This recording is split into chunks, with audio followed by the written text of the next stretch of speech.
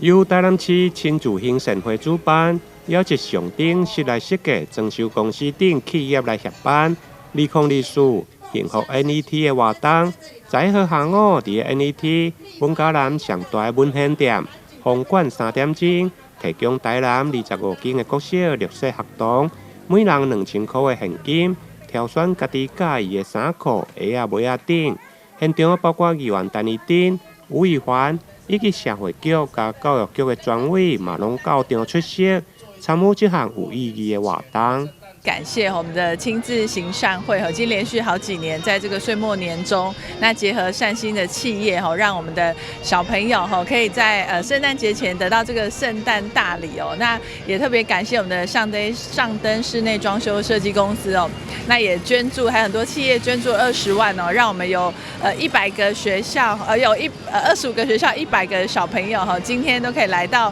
我们的 NET 文贤店，可以说是云嘉南最大的这个 NET。一起来挑选自己喜欢的衣服鞋帽哦。那在圣诞节前，祝福大家圣诞快乐。清寒列车的清寒孩子们，100位的孩子们会选择再等一下，在 NET NET 最大的文贤店，云嘉南最大文贤店这里选购一个人2000块的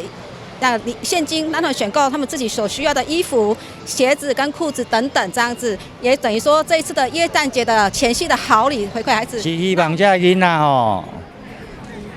大汉了会当嘛是共阮帮助这个囡仔，这个善举持续传下去。由亲自兴盛会举办这项爱心的活动，已经连续几啊档。今年结合民意代表，做伙邀请偏乡的学校，有嘉兴国小、两家甲中兴国小等，总共25间国小的清寒低收的学生来参与。真侪间的学校嘛，拢由校长亲自来出席。会中并且由学校、教育局甲社会局来颁发感谢状，感谢所有参与的善心企业。